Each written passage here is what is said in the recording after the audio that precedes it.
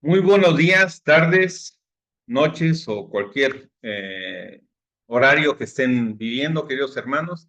Es un placer estar con todos y cada uno de ustedes.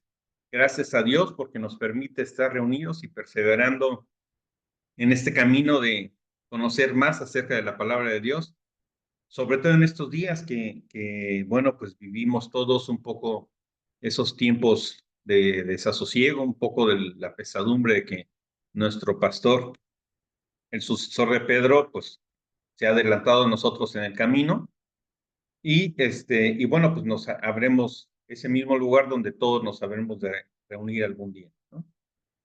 Pero bueno, vamos a empezar nuestra catequesis, como siempre, pedirles a todos, bueno, siempre la recomendación de vamos a hacer el desarrollo del tema, después hacia el final dejaremos un espacio para preguntas y respuestas, y de ahí estaremos preguntas, respuestas o aportaciones que cada uno quiera hacer, y es así como lo estaremos llevando. Y finalmente, decirles que como siempre, vamos a empezar con una oración. En este caso, por el tiempo y la circunstancia que estamos viviendo, pues será un poco diferente de otras oraciones, pero como sea, nos encomendamos al Padre. Y decimos en nombre del Padre, del Hijo y del Espíritu Santo. Amén. Señor Dios, Pastor bueno, hoy tu iglesia camina en espera. Envía tu espíritu sobre los cardenales para que elijan al nuevo Papa según tu corazón. Que sea un guía sabio, humilde y valiente, que nos lleve por caminos de fe, esperanza y amor. Gracias por el Papa Francisco, por su entrega y su ternura. María, Madre de la Iglesia, intercede por nosotros. Amén. En nombre del Padre, del Hijo y del Espíritu Santo. Amén. Bueno, queridos hermanos, empezamos y con el día de hoy empezamos ya, digamos, a hablar de los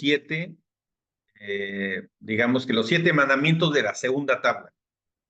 La vez anterior hablábamos de que comúnmente se llega a representar los 10 mandamientos, se pone, digamos que a Moisés con 2 tablas de piedra, en una se inscriben del número 1 al 3, que son los mandamientos que están dirigidos al amor del Padre, amar a Dios, y luego en la segunda piedra se ponen los 7 restantes. Los 7 restantes que empiezan con el cuarto mandamiento que hoy estaremos empezando a desarrollar, que es el honrarás a tu padre y a tu madre, ¿no? Es lo que empezaremos a desarrollar. La estructura de esta catequesis básicamente va a tener 3 partes, ¿no? La primera de ellas, donde hablamos un poco la parte introductoria de qué es este inicio del cuarto, más que del cuarto, en qué se conforman estos 7 mandamientos que son los que están destinados y cuál es el objetivo que están persiguiendo que ya no son a Dios, pero de alguna forma Él siempre está atrás de todo. La segunda parte que va a estar hablando en sí mismo del cuarto mandamiento, y después la tercera parte que estaremos hablando de la familia, como no puede ser de otra forma. Si hablamos de los padres y no hablamos de la familia misma, es como quedarnos un poco cojos, ¿no? Esa última y tercera parte, a su vez, la dividimos en dos, que una de ellas estaremos hablando de la Sagrada Familia como modelo a seguir, y en la segunda parte hablaremos ya de la familia cristiana, ¿no? Entonces, bueno, sin más demora, hablaremos y empezaremos justamente con esta parte introductoria. Y es, como ya decía yo, se trata siempre de amar a tu prójimo como a ti mismo. Esa es la misión. Ya antes estuvimos dedicando todas las catequesis anteriores a partir de que empezamos a hablar de los mandamientos, que lo primero era amar a Dios sobre todas las cosas. Decía Jesús, amar a Dios sobre todas las cosas, y el segundo es parecido al primero, y es amar a los demás como a ti mismo. De hecho, él mismo después añadió algo más para no dejar ningún lugar a dudas, ¿no? Que además ahí terminan todo de entrelazarse. Y era esa parte de amar al prójimo como, ya no como a ti mismo, sino como Jesús nos amó, ¿no? ¿Y cómo nos amó Él? Pues entregando hasta su vida completa por nosotros, ¿no? Tanto fue el amor que Dios nos tenía, que mandó a su Hijo, y su Hijo se derramó en amor por la salvación de nosotros. Ya dijimos también en otras ocasiones que el acto de la parte de la revelación esta labor que viene a hacer Jesús en la tierra es inclusive un acto más grande que la creación misma, ¿no? Porque a nosotros que somos criaturas de Dios, nos pone y nos hace capaces de ya no solamente ser criaturas, sino ser criaturas hijos de Dios, ¿no? Por lo cual es algo súper, es una bendición enorme, muy grande, ¿no? Que nosotros debemos tener. Entonces, bueno, pues nos dice justamente el catecismo que aquí, cuando yo estaba viendo y leyendo los temas del catecismo, hubo una frase que le escuché a Monseñor Munilla que me impactó mucho. Y es que muchas de las veces todos nosotros, tú, yo, todos los que tenemos alrededor de nosotros, a veces estamos con muchos afanes de estar buscando algo, ¿no? Persiguiendo y esforzándonos cada día de nuestra vida para alcanzar algo. Pero él decía, solamente aquellas personas que tienen claro que están aquí en esta vida por amor de Dios y que están conscientes que esta vida termina cuando volvemos con Dios, solamente cuando tenemos esto claro en nuestra cabeza, es decir, que somos producto del amor de Dios que pensó en nosotros, que espera que nosotros volvamos al Padre, solamente con una persona sabe de dónde viene y a dónde va, cuando tiene claridad de pensamiento en eso, es cuando las personas son capaces de dar lo mejor de sí para todas las cosas a las que emprenden. Solamente en ese caso se puede tener. Por supuesto que en el camino podemos tener muchos altibajos, ¿no? No siempre vamos a estar felices, no siempre vamos a estar tristes. Se compone nuestra vida de todo un acúmulo de cosas, pero al final del camino solamente cuando tenemos esta claridad de dónde vengo y a dónde voy, es cuando entre medias somos capaces de dar lo mejor de nosotros, porque nos sentimos muy motivados de que Dios no se equivoca y Él pensó en mí, pensó en ti y dio lo mejor para que tú llegaras. Y Dios no se equivoca, por tanto, eres una creación maravillosa, ¿no? Y Él confía en ti, por esa razón sabe que vas a volver a Él.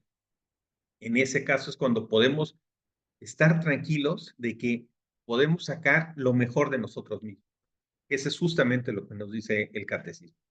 Y es que además hay algo que es muy interesante, a mí la verdad es que siempre me ha llamado mucho la atención, es que nosotros vivimos en diferentes países, todos ustedes, yo, vamos, que hay una combinación muy rica de lugares donde vivimos.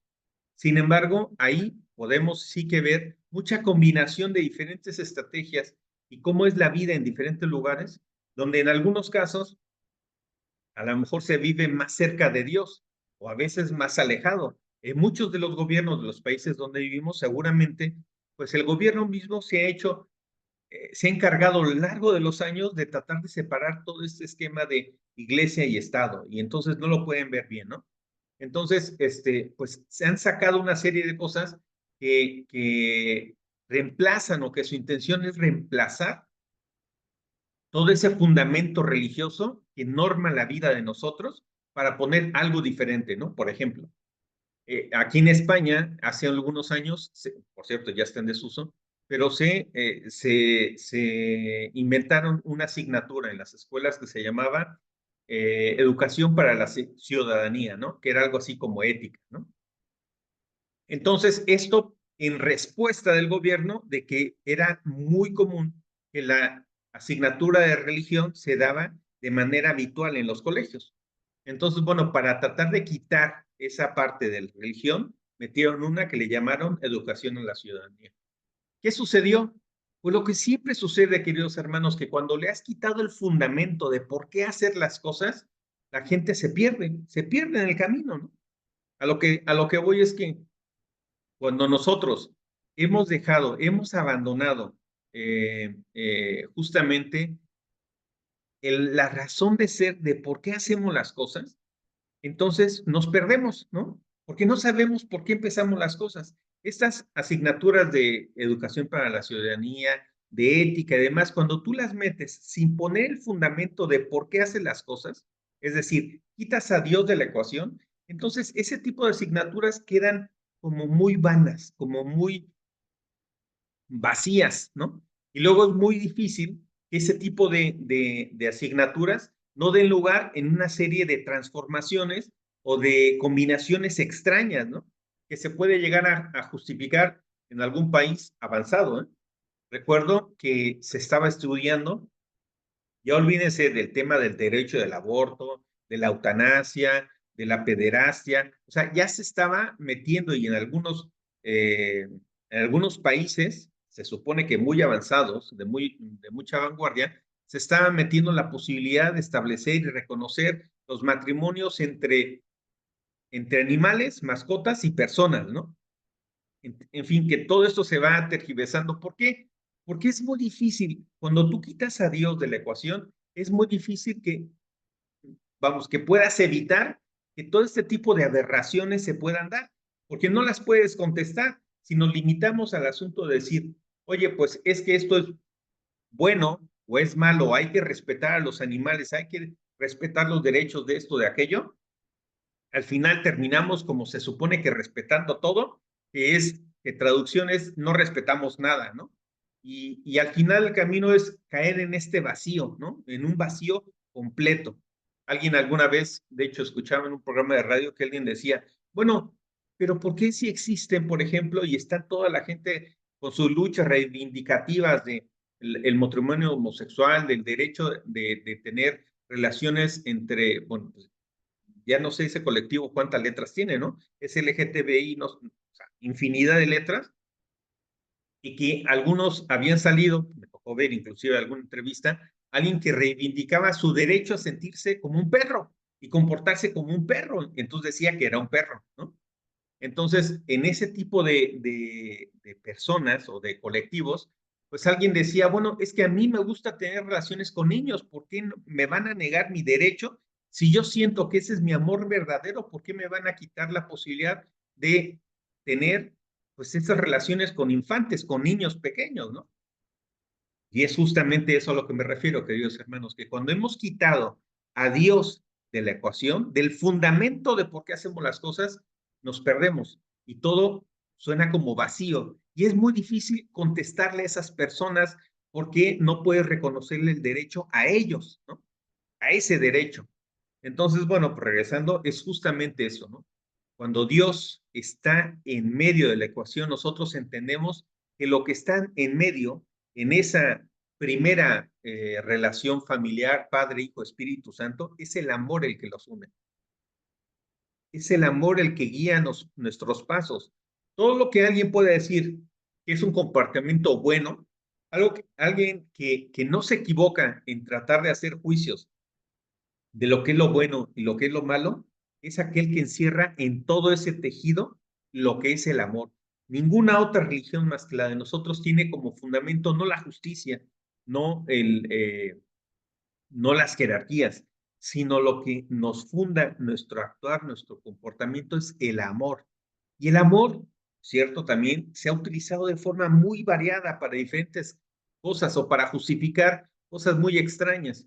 Pero por esa razón es que es muy importante que tengamos el fundamento de por qué es el amor para nosotros. Es ahí cuando ahora sí que en la cultura laica se pierden, ¿no? Si quitan a Dios en medio. Y es de esa manera como nosotros no nos perdemos si decimos que Dios es amor y cuando nos preguntamos cómo hay que amar a los demás, pues recurrimos a las enseñanzas de Jesús, ¿no? Bueno, no hay amor más grande que aquel que da la vida por sus amigos. O bien que aquel decía, oye, amaos los unos a los otros como yo los he amado, nos decía Jesús. Y entonces ahí es donde ya nos pone el listón, ¿no? Y vemos que ese listón del amor es un listón muy alto, ¿no? Porque tenemos como fundamento a Dios mismo, ¿no? Que Jesús nos ha enseñado. Y esa es la razón para poder identificar el camino correcto que debemos de seguir, lo que tiene que seguir nuestros pasos. De esa forma, en esa calidad de amor, es como nosotros podemos llegar a identificar claramente a alguien como San Agustín que decía, ama y haz lo que quieras. ¿No? Porque el amor es un fundamento tan importante, tan grande, que es capaz de guiar todos nuestros actos. ¿No? Por eso también nos decía Pablo, ¿no? Es que el precepto del amor, con el precepto del amor has cumplido la ley en su conjunto. ¿No? sí de fuerte es el amor. Y el fundamento es justamente el que Jesús nos daba, ¿no? Entonces, en este catecismo, en estos otros 7 mandamientos, lo que nosotros vamos a ver es que es justamente el amor al prójimo que también se refleje en el amor a nosotros mismos, que no se puede pensar en que yo pueda amar al prójimo sin amarme a mí mismo. Yo también tengo que amar y no se puede separar. Cuando yo me amo al final del camino más que a todos los demás, yo soy un egoísta y soy un soberbio, ¿no? Cuando yo amo a los demás en vez de a mí mismo, entonces me estoy perdiendo porque soy casi como un mártir o como pues una persona que no se tiene en valía. Y no podemos nosotros valorar a los demás si no nos valoramos nosotros mismos. Esta es la potencia y la fuerza que tiene estos mandamientos. De hecho, es tan importante bueno, aquí me gustaría tomar el pasaje este de Zaqueo, ¿no? Seguramente lo recordarán, cuando Jesús va andando y ve que hay un curioso, ¿no? Zaqueo, que se sube arriba de un árbol y porque quería ver la procesión de cómo pasaba Jesús, ¿no? Jesús lo identifica, le dice, Zaqueo, baja del árbol, que hoy tengo que comer en tu casa, ¿no? Entonces, Zaqueo se debe haber preguntado, bueno, ¿y de qué me conoce este hombre, no? ¿De qué me conoce Jesús? Pero van y habla ahí, ¿no?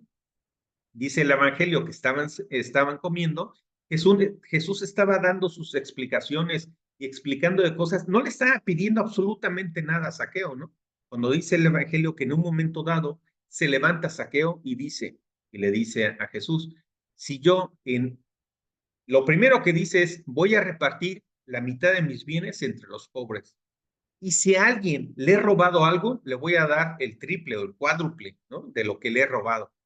Entonces, qué interesante es esta respuesta de Saqueo, queridos hermanos, por 2 razones, ¿eh? La primera, porque lo primero que dice Saqueo es, la mitad de mis bienes se lo voy a dar a los pobres. Es decir, la misericordia está por encima de los actos de justicia, que es el segundo punto, ¿no? El acto de justicia dice, si a alguien le he robado alguna vez, se lo devolveré, ¿no? Con creces.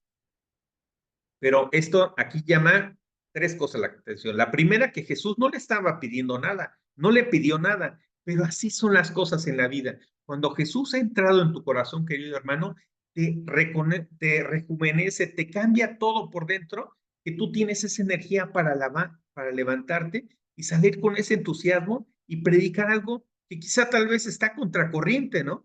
Que no es lo que está de moda, pero es lo que tú sientes en tu corazón porque reconoces aquí el que te creó, porque encuentras el sentido y la conexión con lo que tú haces. Entonces, bueno, pues qué importante es eso, que Jesús no tuvo que pedirle nada a Zaqueo, ¿no? Y él se levantó y dijo eso, primera cosa. Segunda, que lo primero, lo que digo yo, que lo primero, él dijo, oye, voy a dar por caridad, ayudar a los pobres, ¿no? Y el tercero, que habla de la justicia, ¿no? Es decir, oye, si fui injusto con alguien, pues lo voy a compensar. Pero ojo, que que es la justicia, que es lo más importante para los judíos, eso no está por encima del amor. El amor está por encima de todo lo demás. Por eso es que es interesante este punto, ¿no? Y bueno, pues ya veremos que al final la razón de ser de que el cuarto mandamiento sea, y así lo quiso Dios mismo, ¿no? Poner el honrarás a tu padre y a tu madre, que además está puesto en positivo, es el que encabeza estos 7 mandamientos y por eso es tan importante, ¿no? Y Dios quiso que fuera así. A lo mejor los demás, los que vienen después, no es tan relevante el orden en que puedas acomodarlos, pero este cuarto sí que era importante, porque después del amor a Dios, el amor a tus padres es algo que tú tienes que identificar como algo básico e importante, ¿no? Ahora entraremos en ello. Pero es así como lo quiso ordenar Jesús. Todo lo demás, como digo, el resto de los 6 mandamientos van en negativo, no mentirás, no robarás, no, puros no, ¿no? Pero este es en positivo. Honrarás a tu padre y a tu... Entonces, bueno, pues este mandamiento, honrar a tu padre y a tu madre, para que se extiendan los días de tu vida sobre la tierra, es lo que dice, pues nos habla de esa palabra, el honrar. Y el honrar es algo que es muy importante porque utiliza honrar. No dijo respetar, dijo honrar, lo cual tiene un significado más importante. Honrar significa un respeto, pues casi reverencial. Implica conocer, reconocer los méritos de esa persona. Y implica también el agradecer, ¿no? Entonces, bueno, pues tiene muchos elementos que implica el honrar.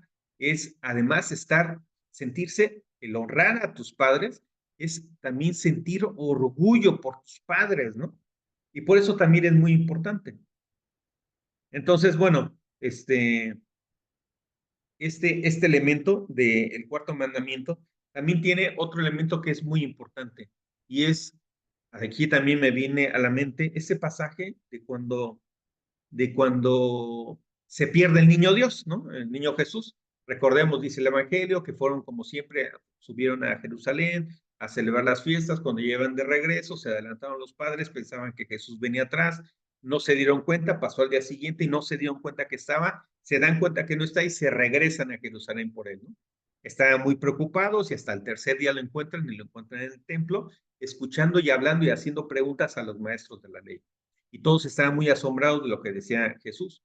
Y María se acerca y le dice, oye, hijo, ¿no sabes por qué nos haces esto? ¿No sabes que estábamos preocupados? Y Jesús le contesta con una de esas respuestas misteriosas, a mí me parece muchas veces misteriosas, ¿no? Porque no contesta Jesús con un, ay, perdón, ay, se me olvidó, ay, no, sino contesta, pero ¿por qué me buscabas? ¿No sabías que yo también tenía que ocuparme de las cosas de mi padre? O sea, parece un reproche, ¿no? Pero ¿por qué está puesto en este sentido del pasaje, queridos hermanos? Pues seguramente es porque nos quiere dejar esa lección de que no podemos olvidarnos de Dios mismo, ¿no? De que Dios tiene que jugar un papel importante en nuestra misión desde niños, ¿no? Es algo que además los padres tienen como ese deber de darle esa formación espiritual y religiosa a sus hijos. Yo ya lo he contado muchas veces y rápidamente se los digo. O sea, sinceramente yo creía siempre, y error mío, que a lo mejor, porque eso es lo que me decían mis padres, ¿no? Que ellos decían, oye, no te voy a dejar una gran fortuna, no te voy a dar propiedad, no, pero al menos te voy a dejar una buena educación para que seas capaz de abrirte paso por ti mismo, ¿no? Y yo lo creía, decía, sí, la educación es algo muy importante para los hijos, y lo es, claro que lo es, pero hoy en día, al paso de los tiempos, al paso del tiempo, reconozco que me equivoqué. Al final es mucho más importante darle transmitirle a los hijos el amor a Dios, el ser fraterno para con sus mandatos y con tu prójimo. Eso es tan importante, mucho más que la educación, que el dinero, que cualquier cosa, el poderse abrir paso. Porque si es que a Dios lo tienes en tu corazón, no necesitas más. Al final siempre encontrarás la salida. Y cuando falta Dios, pues ya les dije lo que sucede. Entonces, bueno, ese es lo que nos dice el catecismo, ¿no? Y ese honrar a padres y a madres, pues eso es también muy importante. Nosotros no podríamos honrarlos si no también nos sentimos nosotros sujetos a ellos.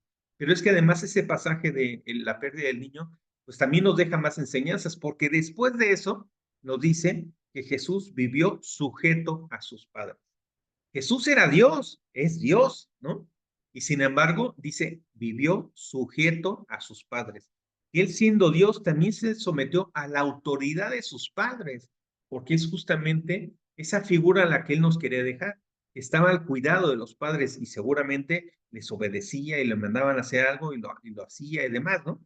De hecho, en buena medida, por eso dicen que quizá tal vez conocemos muy poco de esos años, de esos 30 años de la vida secreta de Jesús, que no es tan secreta, seguramente no llamó la atención porque era como un niño más. Y eso es la fuerza y la potencia de eso, es una enseñanza también para nosotros, que en la vida en esa familia también era algo muy importante de enseñanza que nos quería decir Jesús. Y fueron 30 años, no fueron 3 de su predicación, fueron la mayor parte de su vida. Por eso el aquilatar la fuerza del vivir en la familia, ¿no? Entonces, bueno, pues también nos dice, este cuarto mandamiento también se le conoce y se le llama que es el del principio de la autoridad. La autoridad de sujetarnos a las instrucciones de nuestros padres, pero también las instrucciones con otros más. De hecho, Jesús mismo pues nos dejó justamente, le dio la potestad a Pedro para ser la piedra angular de su iglesia, ¿no? Y a partir de ahí, él fuera cabeza de los apóstoles y que de esa manera siempre hubiera como ese jefe. Algo que nosotros pues siempre hemos conservado en nuestra iglesia católica y somos por eso capaces de poder encontrar lo que en ninguna otra religión se tiene, es desde Pedro hasta el Papa Francisco, somos capaces de poder señalar con nombre y apellido todos los que han sido los sucesores de Pedro, ¿no? Porque siempre se ha conservado esta enseñanza de Jesús del principio de autoridad, ¿no? Entonces, pues dice también el catecismo, porque el mandamiento dice, honrarás a tu padre y a tu madre para que se prolonguen tus días sobre la tierra, sobre la faz de la tierra, es lo que dice. ¿A qué se refiere esto de que para que se prolonguen los días de tus días sobre la faz de la tierra? Anteriormente se creía que una persona que vivía muchos años, entonces era una persona que había sido muy, muy bendecida por Dios, porque a lo mejor si te llega con muchas, eh, un gran avance o porvenir económico, material, pues también eras bendecido por Dios, ¿no? Pero luego surgen esos cuestionamientos, ¿no? ¿Qué pasa con aquellos mártires, niños mártires o aquellos jóvenes santos que sabemos que están en el cielo y que partieron de este mundo tan jóvenes, ¿no? Pues al final del camino no tiene otra explicación que está refiriéndose a una cuestión social, no es de una familia, ¿no? ¿Por qué? Porque si nosotros conservamos este orden familiar, aseguraremos un orden para nuestra sociedad y entonces efectivamente se prolongarán nuestros días sobre la faz de esta tierra. La descendencia que tengamos, la descendencia como especie, como personas, ¿no? Y entonces se prolongará cuando mucho. Sin embargo, si nosotros tenemos toda una vida desordenada, tendremos una sociedad desordenada y tenderá a ir ganando terreno la muerte misma, ¿no? Por eso se refiere a esto el cuarto mandamiento, ¿no? Nos dice el catecismo, como ya dije, bueno, y es que además hay un punto muy importante. Fíjense qué importancia es el papel de los padres, que al final Dios les ha concedido la potestad de de colaborar con el plan creador del mismo. Dios no lo necesitaba, pero quiso ser de esa forma, ¿no? Para que por una parte necesita la colaboración de nosotros para la transmisión de la vida y por otra parte Dios pone el resto, que cada vez que se crea una persona nueva, que nace, se engendra una persona nueva, Dios le asigna un espíritu nuevo, tiene esa espiritualidad para que formen juntos la unión de estos dos elementos de cuerpo y alma, ¿no? Cuerpo y espíritu. Entonces, para que de esta manera pudieran, ahora sí, por eso dice que los padres son colaboradores en la creación de Dios mismo, porque los dos ponen una parte, ¿no?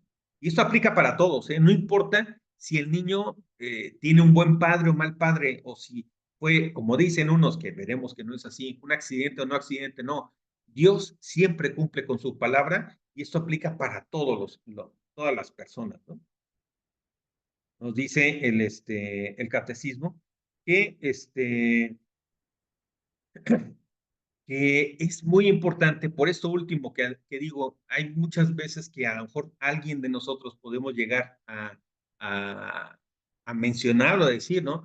Ah, pues es que yo no tuve buenos padres, es que yo tuve buenos padres, malos padres, me trataron bien, me trataron mal, no los conocí, es que me abandonaron, lo que sea, ¿no?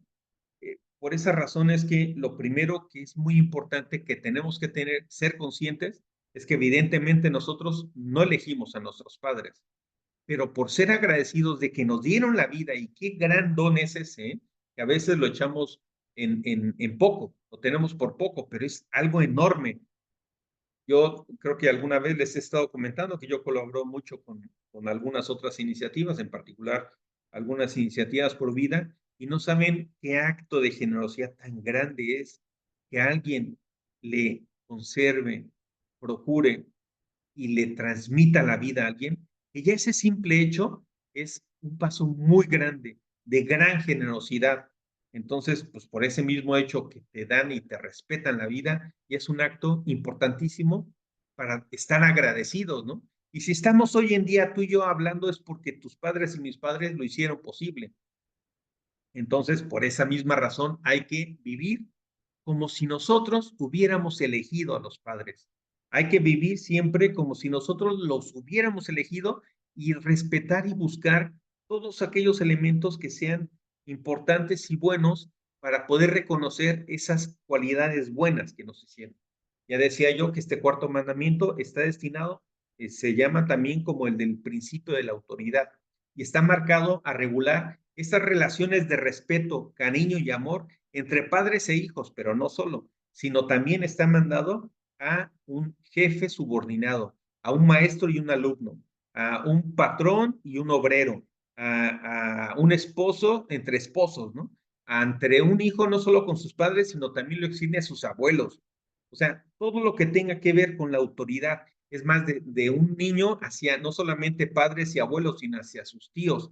O sea, todo el principio de autoridad, lo que nos pide el cuarto mandamiento y regula justamente esto, es el respeto que le debemos a aquellas personas que nos antecedieron a nosotros, que forman mucho más cuando son parte de nuestra estructura de familia, pero también aquellos que son o bien parientes extendidos, pero en todos los ámbitos de acción que nosotros tenemos, en el trabajo, en la escala, en la escuela, en la casa, en las clases, cursos que nosotros lleguemos a tomar, en todos los elementos tenemos que observar y respetar este respeto por aquellas personas que nos están dando algo, ¿no? Ese punto es muy, muy importante.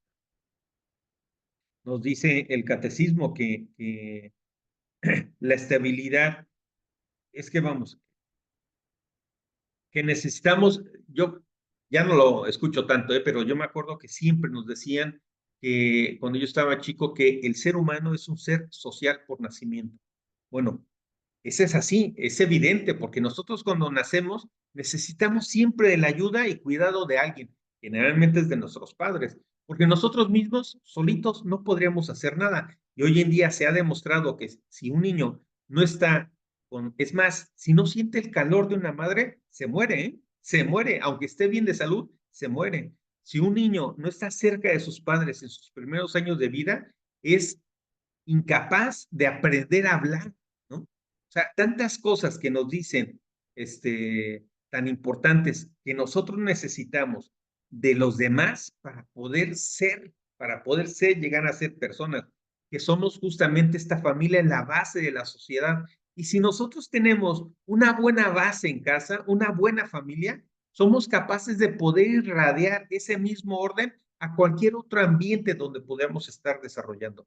Es cierto, muy fácil, muy común y muy sencillo. A lo mejor nosotros siempre nos podemos estar quejando de las autoridades que tenemos, de los políticos, de muchas cosas, ¿no? Pues bien, esos políticos, esos administradores, ese funcionario, lo que sea, forman parte también de esa sociedad y también son reflejo de nosotros, ¿eh? Entonces, si nosotros queremos cambiar algo, hay que empezar por la familia y después vender a la familia. Es necesario que esta forma de comportar, con ese respeto a la autoridad, ese amor a dar a los demás, debemos hacerlo extensivo hacia aquellos lugares donde nosotros estemos interviniendo, ¿no? Quizá tal vez más preocuparnos por lo que hacemos que por lo que nos hacen o dejan de hacer los demás. Entonces, preocuparnos por ese respeto. Puede ser que con alguna autoridad podamos estar o no de acuerdo, pero son autoridad y como tal debemos respetarlas. Nos guste o no nos guste, ocupan un lugar que debemos de conservar por el cuarto mandamiento, ser respetuosos de ello, ¿no? Entonces nos dice el catecismo justamente que si nosotros observamos este mandato, pues vamos a tener muchos frutos temporales, que son estos, ¿no? Y a eso es a lo que se refiere para prolongar los días sobre esta faz de la tierra. Entonces, pues esa sería realmente la forma en que sí podríamos ir sanando esas heridas que como sociedad podemos llegar a tener en muchos momentos, ¿no? En muchos países de América Latina, México no es la excepción, pues temas y terribles casos como el narcotráfico se pueden explicar única y exclusivamente por esa desestructuración que se tiene en las familias, por ese cambio de valores que donde prima el dinero, donde prima la parte material. Si nosotros tuviéramos familias sólidas y fuertes, eso les aseguro que no nos pasaría. Y no podría pasar porque seríamos muy fuertes. Así de que puede ser que no veamos nosotros el cambio, ni tú ni yo, pero hagamos lo necesario para fundar esas bases en esa nueva sociedad para que pueda dar todos esos frutos, ¿no? Y bueno, pues eso es lo que nos dice el catecismo sobre el cuarto mandamiento. Y luego empieza uno de los temas que de los cuales empezará a desarrollarme, como ya decía yo, y es la familia, ¿no? La familia es algo tan importante que se basa siempre, en primer caso, en el consentimiento de los esposos. No puede haber un matrimonio si no hay consentimiento de los esposos para que haya una unión. Si no, no puede ser una unión bendecida por Dios. Necesita haber siempre un consentimiento de los padres para que esto pueda existir, ¿no? Y ese consentimiento, si existe un consentimiento de los padres, se puede decir que todo lo ordena. Si yo acepté y dime consentimiento para unirme con esta persona, entonces todo lo demás debería tener pues una razón de ser, o sea, nos acordamos el vivir juntos, entonces afectivamente, temporalmente, o sea, todo estaría basado en que he aceptado eso y esto es mucho mejor a lo que muchas de las veces hoy en día sucede con las relaciones. Y es que más que el consentimiento, las parejas se dejan llevar más por el sentimiento, ¿no? El sentimiento es algo temporal, es algo pasajero, es como que una visión romántica de las cosas. El que, es que yo siento esto por esta persona, pero es que si todo lo baso en el sentimiento, a lo mejor mañana el sentimiento se acaba. Es diferente del consentimiento que implica el estar en las buenas y en las malas.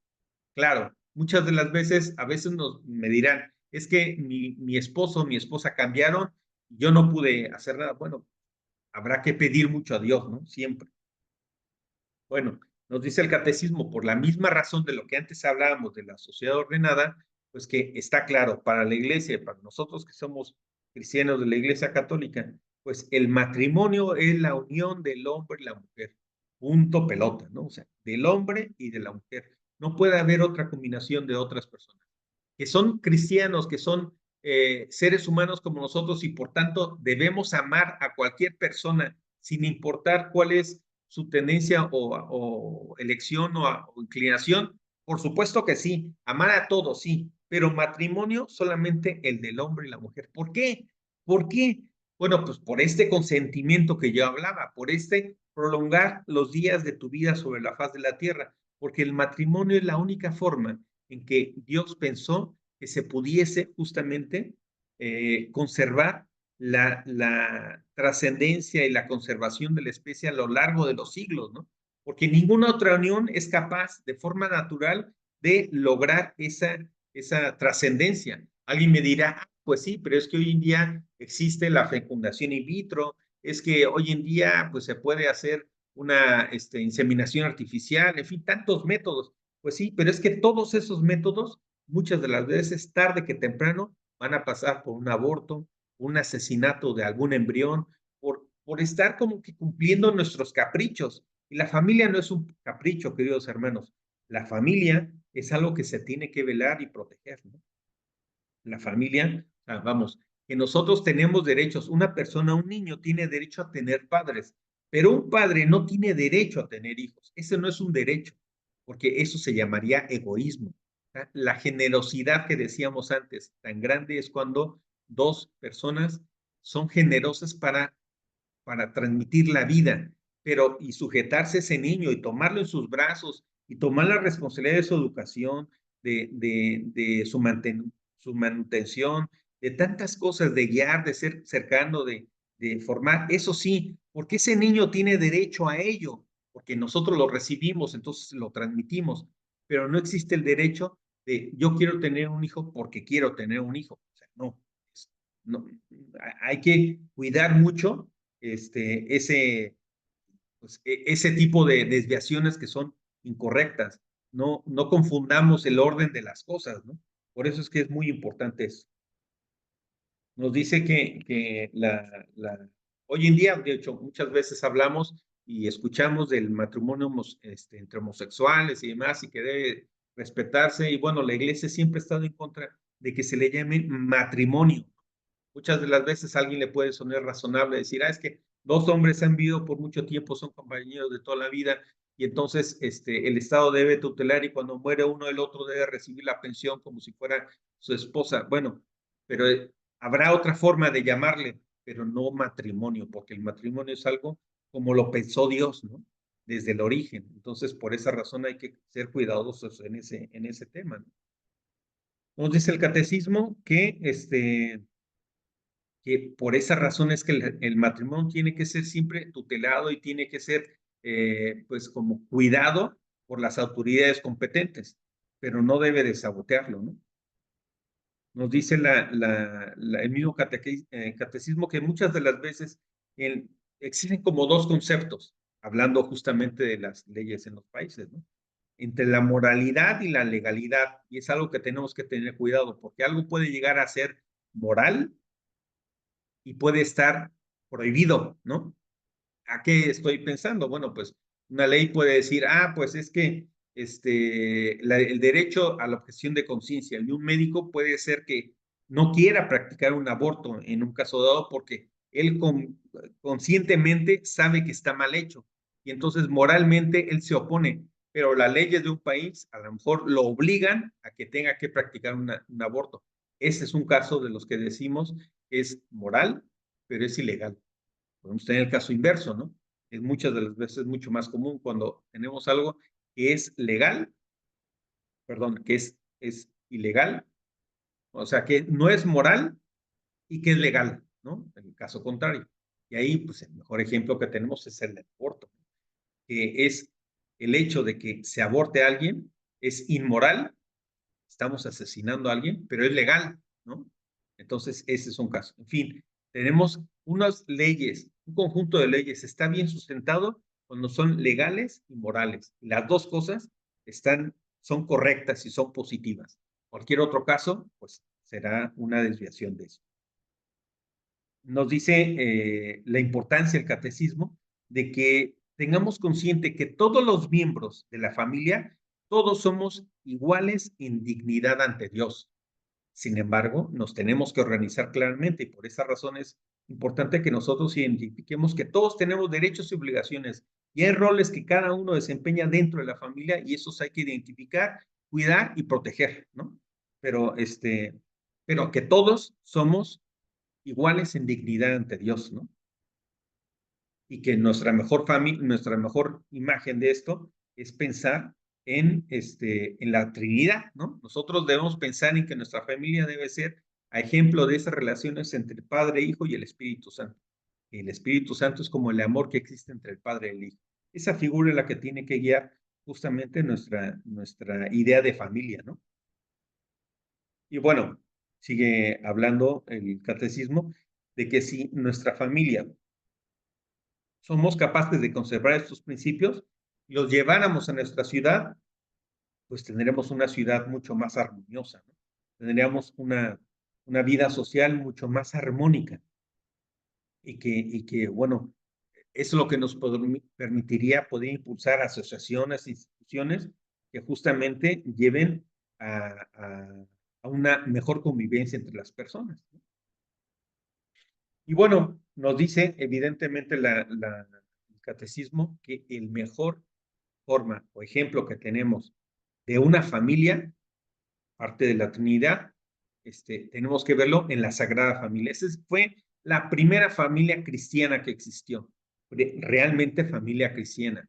Y este es el ejemplo que siempre nos pone, ¿no? Para determinar cuando hay algún conflicto dentro de nuestra propia familia, que sea la Sagrada Familia, José, Jesús, José y María, quienes guíen nuestros pasos de cualquier cosa que pueda llegar a suceder dentro del propio núcleo, ¿no?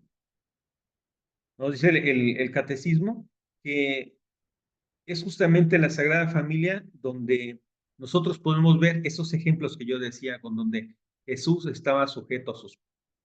Entonces, donde cada uno tiene un rol, donde cada uno tiene esa relación armónica, de la cual sabemos muy poco porque seguramente era muy armónica, ¿no? No pasaba, no llamaba la atención sobre tantas cosas que pudiera llegar a suceder, ¿no? Entonces, en lo ordinario es donde debemos encontrar lo extraordinario de nuestra vida, ¿no?